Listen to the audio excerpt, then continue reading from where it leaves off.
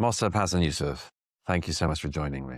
Thank you for having me. There is so much we need to discuss, but let's start, just for anyone who doesn't know you. Where did you grow up? Not far from here, just up the mountain in Ramallah town. And as you know, my father is one of the founders of Hamas, the top Hamas leader in the West Bank. He speaks on behalf of Hamas. This was the environment where I grew up. What was it like growing up in the Hamas family in Ramallah? At that time, Hamas was not as dangerous as it is today. It was just the beginning of Hamas. It's the 1980s. 87, 88. And of course, the beginning of Hamas, it was very hard for anyone to see October 7.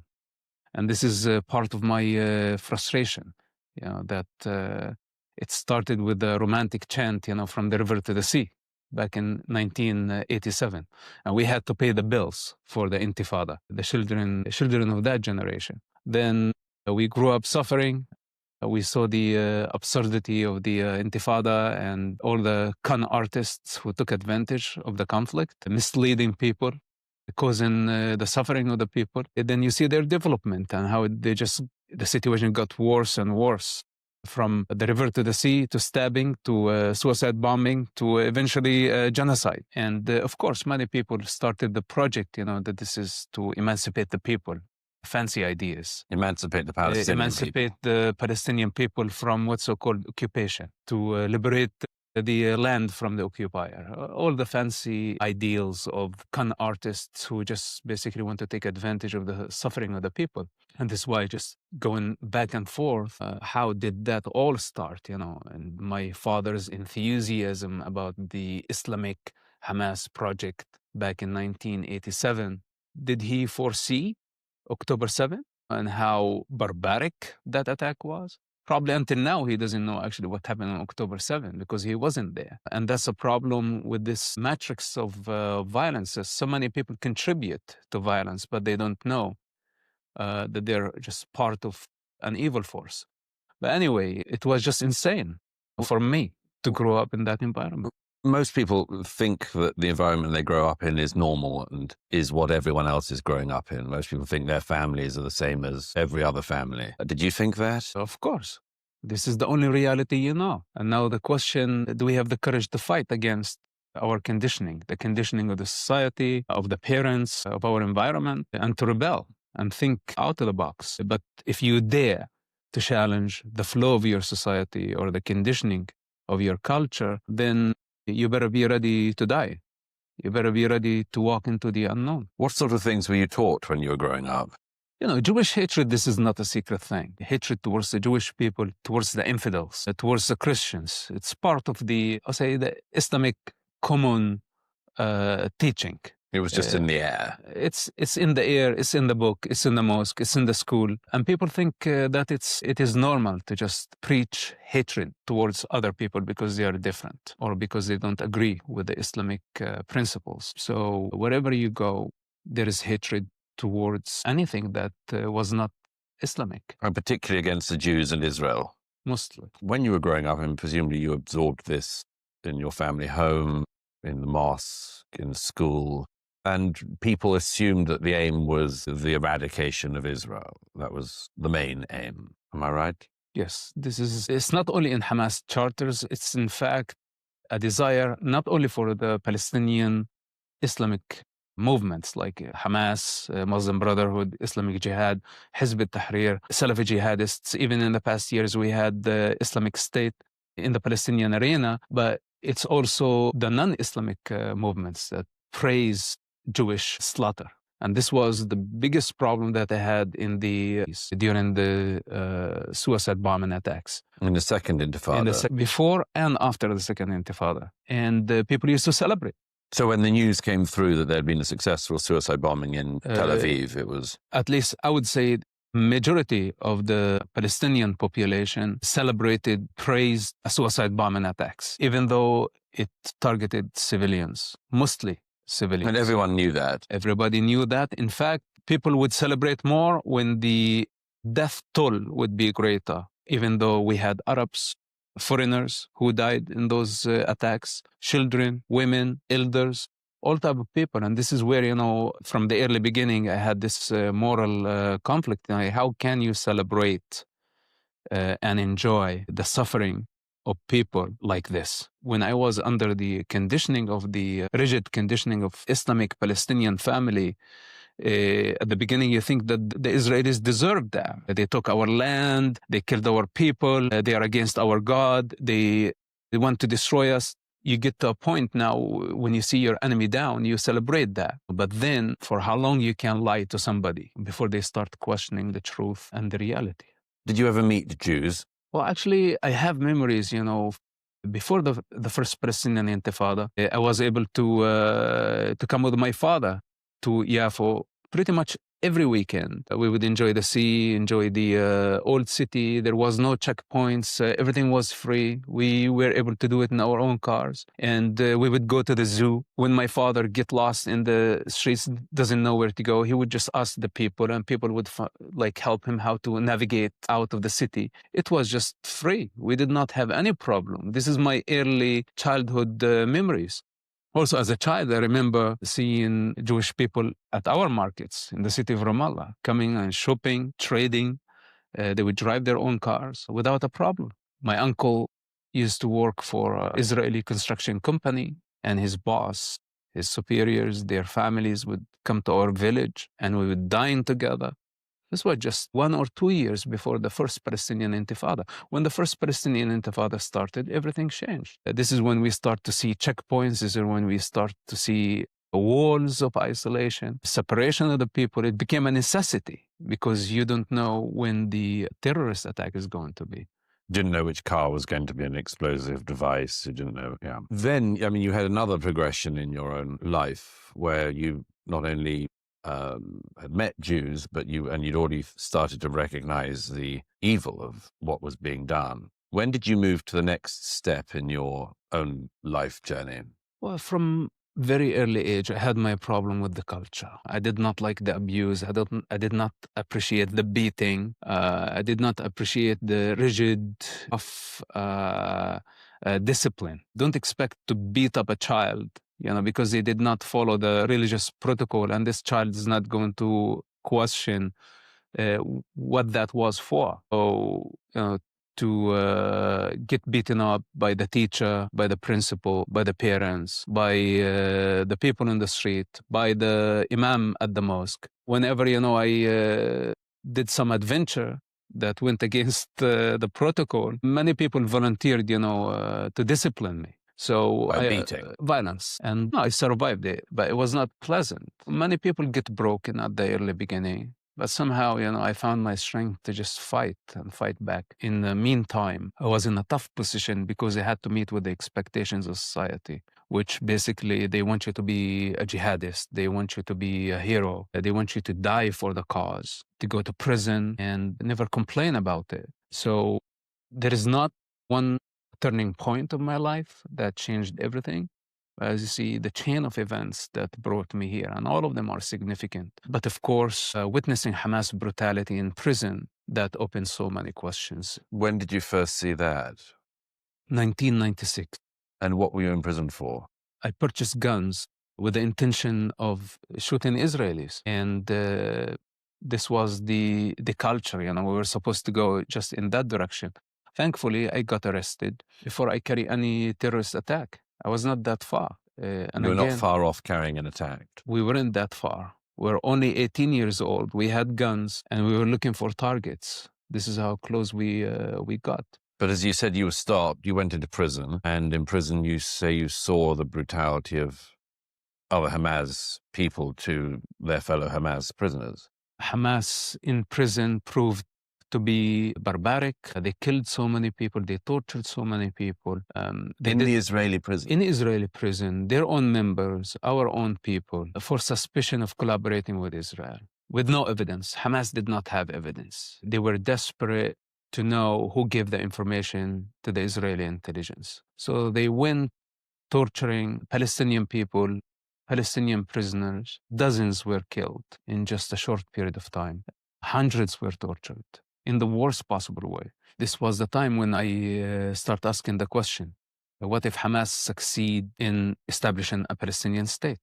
Are they going to do this to our people? You actually bridged an important river in this, which was that the thing that Hamas in prison were torturing other Palestinians on suspicion of doing, you ended up doing. How did that come about, actually working with the Israelis? For me, it was more curiosity that I did not trust anyone on the other side. I lost my trust and faith in that culture, in the leadership. In the culture you'd come from? Yes. And it's not only Hamas, because we were connected to Fatah, we were connected to other Palestinian factions. We knew the leaderships, were familiar with their households, with their families, and how they came about.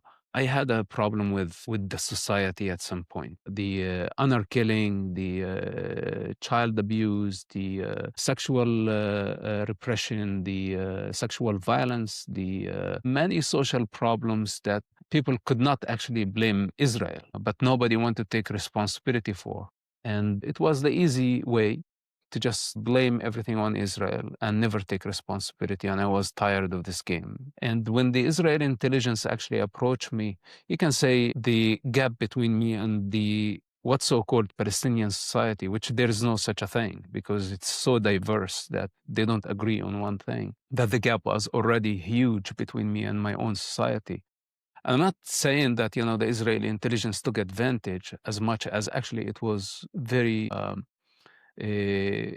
eye-opening. There was no narrative without evidence, without facts, without connection to reality that made a lot more sense.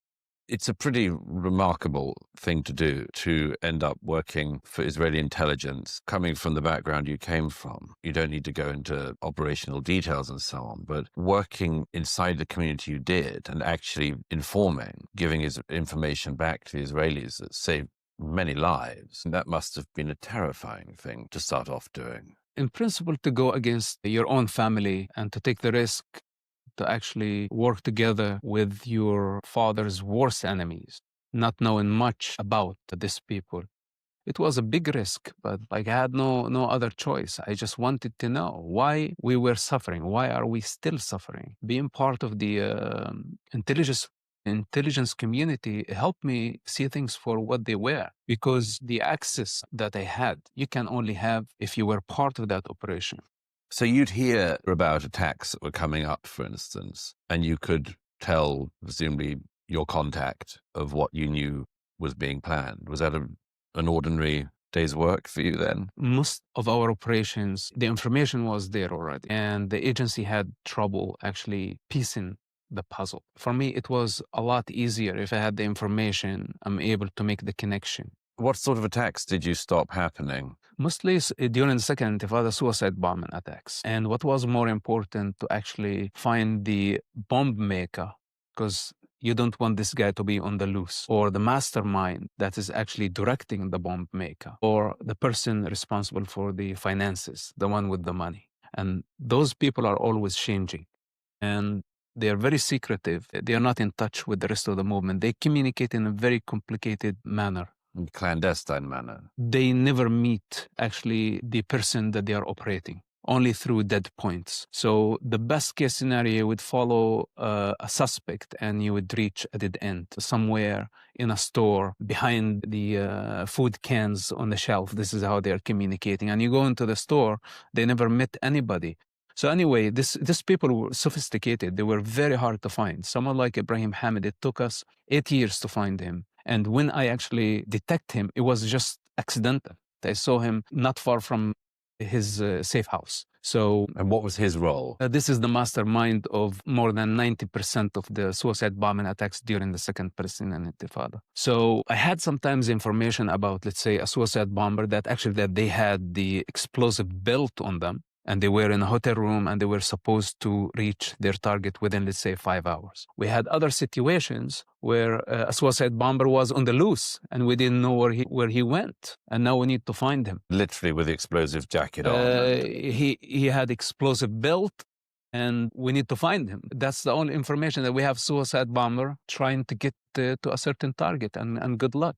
One of the times he was in a car moving from Nablus to Ramallah. supposed to arrive in Ramallah, but we don't know when. And there is no schedule. There is no timetable.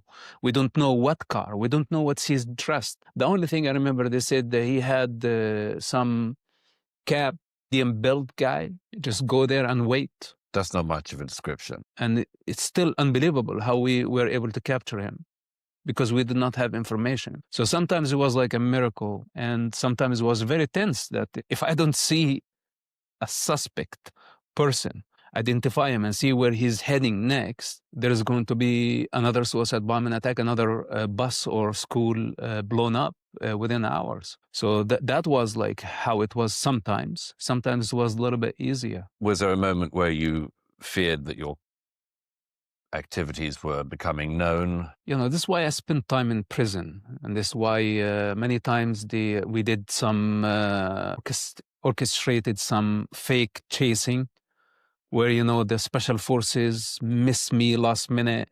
Then there was some launching missiles at my apartment. They blew up things, and I escaped miraculously. That bought us some time.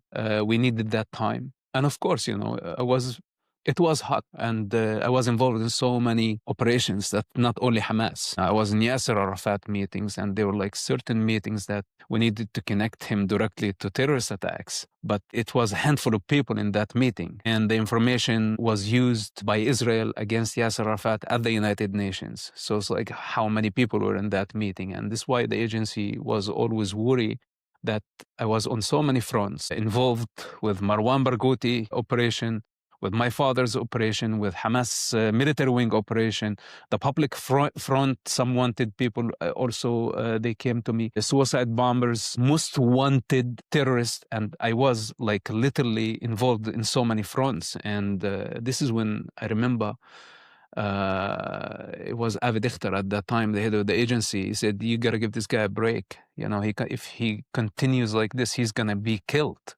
And I think this was the responsibility of the agency. It's just like when I'm involved too much, that it was for the time to slow down, whether send me 3 months in prison, 6 months in prison, just take me out of the region for a while. But I think I got lucky. How long did you live that life for? About 10 years. 10 years? 10 years. 10 years of very, very tense situation where we had to hide from everybody.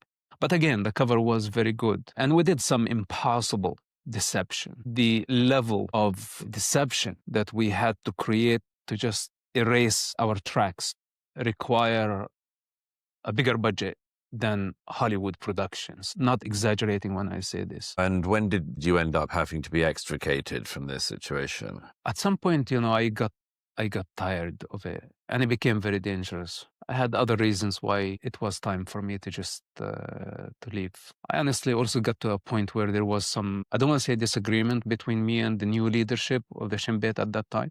I like to take lots of risk, and they were just too much into the protocol, and I felt very limited.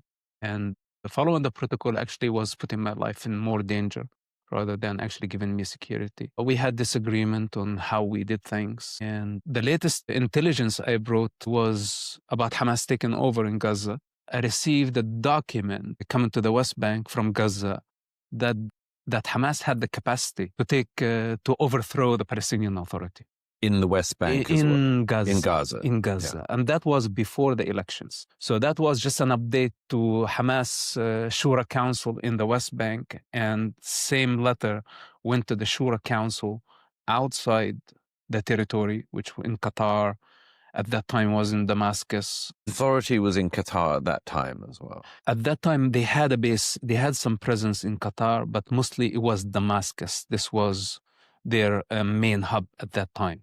And I was communicating with Khalid Mashal through a secret channel at that time. You were communicating with Khalid Mashal? Yes, yeah. And he didn't know that on the other end, was the Israeli intelligence. We were that close. What sort of thing did you communicate to Mashal in Qatar? Well, I was, most of the time my father was in prison. Khalid Mashal was in touch with me. At the beginning, it was just a social thing, but then we developed that into operational, that we opened our own channel and we gave Hamas Damascus our services. We knew that they were desperate to communicate with the West Bank, and they lost many of their channels. So we came up with a creative way that they liked very much, but they had to go through us. And this is how actually we got them on the hook for a while. And Khalid Mashal was just on the other end. So the information that came, basically, that we are ready whenever the Shura Council decide that take over Gaza, we're ready, we have the power. And they did.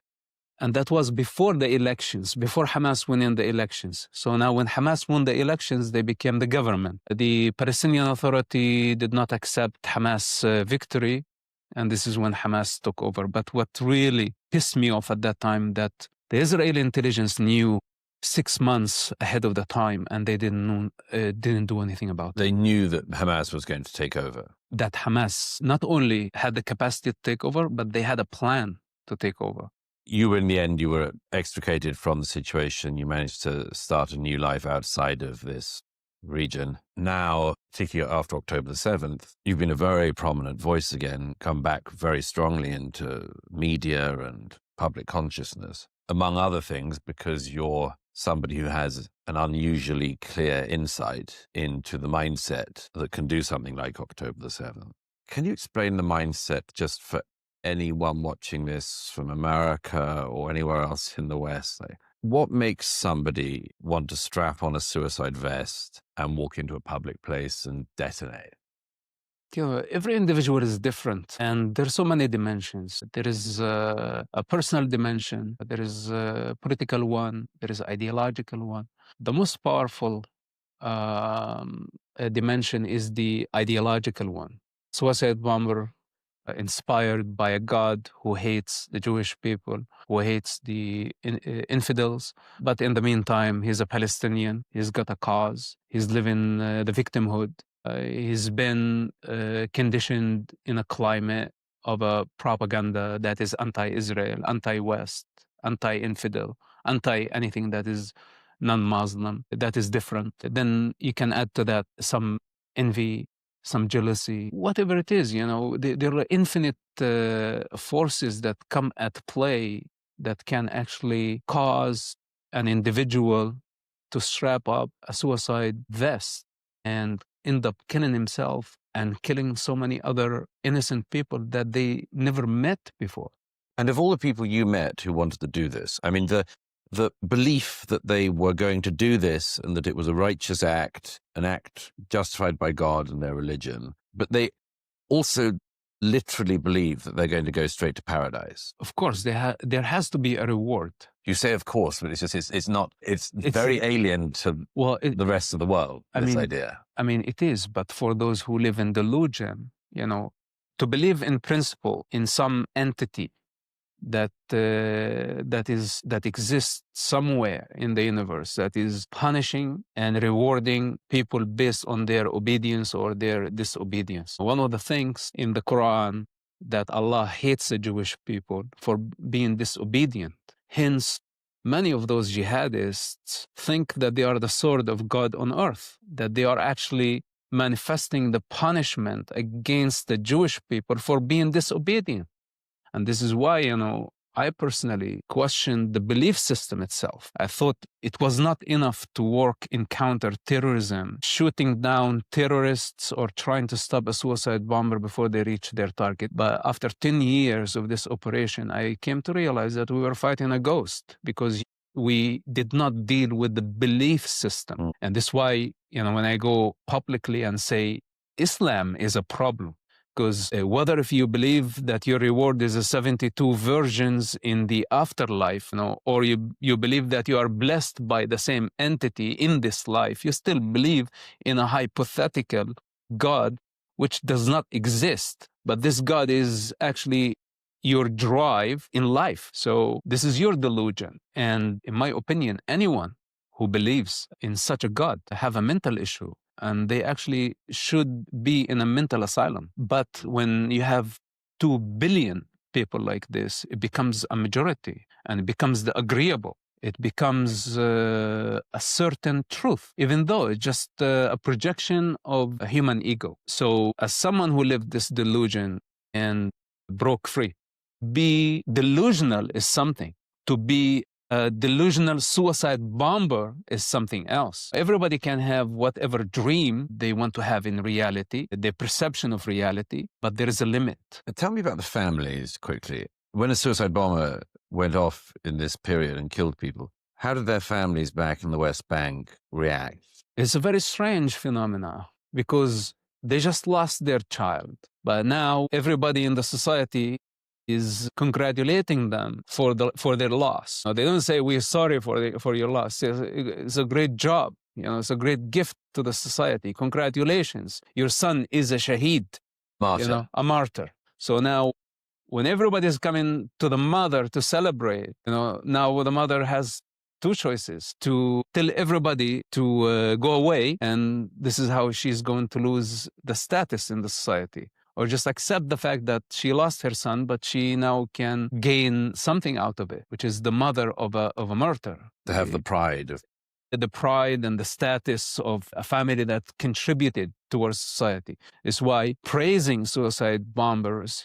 by hypocrites in the society, that none of them would have agreed to their children to die in a suicide bombing attack. Khalid Mashal wouldn't. Sheikh Hassan Yousef wouldn't. None of the Hamas leaders would. None of them sacrificed their own sons. Unless their sons die on their behalf, then they would say, we sacrificed our sons. But usually they want the poor people to die on their behalf. They want others to die on their behalf. You're probably one of the very few people who would have seen what Hamas did on October the 7th, and as well as being appalled, would not have been surprised. Honestly, I was surprised. You were? I was surprised. Not by Hamas brutality, by the scale of the event. Because to move from door to door and just kill everything, animal, human, infant, whatever came your way, innocent people, that includes foreign workers, that includes dogs, that includes life, everything. And by a bunch of savages,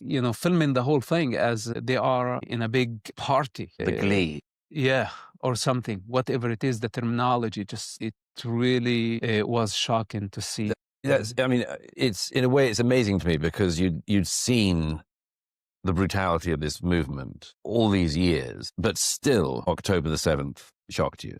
The scale. The scale of the attack and the documented attacks. Say the fact that they wanted to record their crimes. That everything was just streamed live or recorded. GoPro. In time. Yeah. There was no suicide bombing attack that I did not see the fresh photos of the scene. And I'd say could be the ugliest thing any human being could see or smell. And every time, and dozens of those suicide bombing.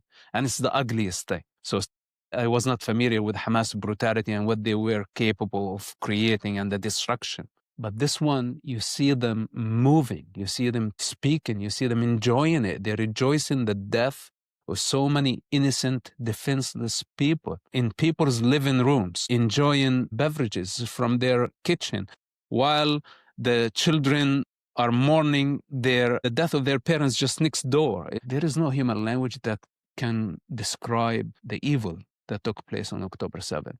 And that's not just a war crime. It's not just killing. It's a genocide by all standards. And to see such a genocide, but nobody's talking about it. This is where it struck me that actually at that time, Israel did not even build its case. And I think it's a Jewish trauma that does not want to accept that actually the enemy was able to execute another genocide on our watch. And we could not stop it. And I think this is part of the guilt, that Israel is actually not telling the truth of what happened to them.